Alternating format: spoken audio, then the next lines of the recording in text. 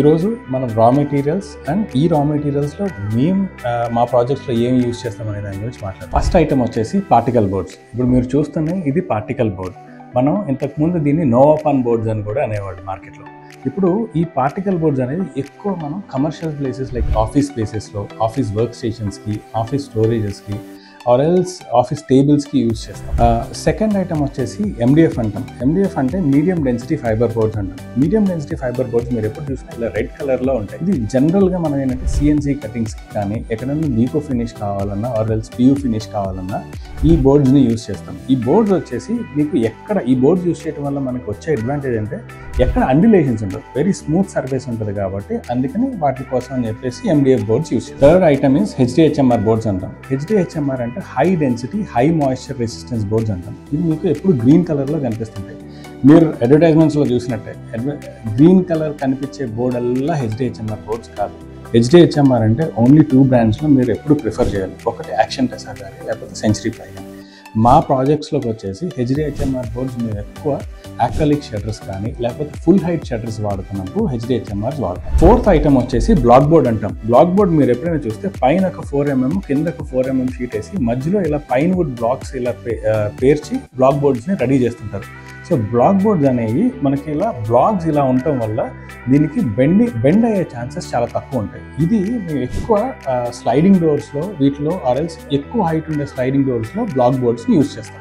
Coming to the fifth item and mostly used item is plywood. మీకు ఎప్పుడు మార్కెట్లో ఏదైనా అందరూ ఫస్ట్ అడిగేది ప్లైవుడ్ వచ్చేసి మీరు చూస్తే ఇలా డిఫరెంట్ లేయర్స్ ఆఫ్ షీట్స్తో చేస్తుంటారు. దీంట్లో మనకి మల్టిపుల్ వెరైటీస్ ఉన్నాయి. మనకి మార్కెట్లో గ్రేడ్ అంటారు, గర్జన్ అంటారు, ఇలా మల్టిపుల్ ఏది ఉన్నా సరే మనం మేజర్గా ఉండేది 3 ఐటమ్స్. ఒకటి కమర్షియల్ ప్లై, రెండోది బాయిలింగ్ వాటర్ రెసిస్టెంట్ అంటే BWR, and most important one is boiling water proof. మీకు కమర్షియల్ ప్లై అంటే ఎక్కువ వైట్ కోల్స్తో చేసేస్తుంటారు. Okay, that is not suggested for your residential purpose. And next one is coming to boiling water resistant. Boiling water resistant అంటే ఆరెల్స్ alternative అని కూడా అంటుంటారు. ఆల్టర్నేటివ్ ప్లై అంటారు. Alternative ply is nothing but ఒక రెడ్ కోరు, ఒక white కోరు అలా యూజ్ చేస్తూ ఉంటారు. ఇది మన కమర్షియల్ కంటే కొంచెం బెటర్ కానీ but we generally also don't use this in our projects. దీంట్లో మీకు బాయిలింగ్ వాటర్ రెసిస్టెంట్ అంటే వాటర్లో డిప్ చేసి ఉన్న it will maximum sustain 48 hours. After that bulge అయిపోవటం స్టార్ట్ అవుతుంది. And the most important and మా ప్రాజెక్ట్స్లో ఎవ్రీవేర్ మేము యూస్ చేసేది బాయిలింగ్ వాటర్ ప్రూఫ్ అంటే BWP, which is like grade వచ్చేసి 710 గ్రేడ్ ఉంటుంది. And also it is like Curzon grade అని కూడా అనుకుంటాం. అది మీకు కంప్లీట్ రెడ్ కోర్తో ఉండి అండ్ దీనికి కూడా మనకు వచ్చేసేసి యాక్చువల్గా ఏంటంటే 72 hours ఆఫ్ వాటర్ ఇది ఉంటుంది. 72 hours వాటర్లో పెట్టినా సరే బల్జ్ అవుతుంది. After that it slowly start observing. But మనకు ఆ ఛాన్స్ కూడా ఉండదు, ఎందుకంటే మనకి ఫ్యాక్టరీ నుంచి వస్తాయి కాబట్టి everything is close.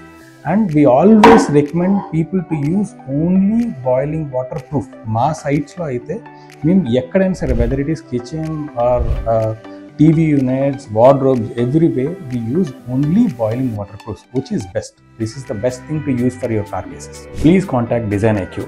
We as a team, we are always ready to craft your spaces into dream homes. Thank you.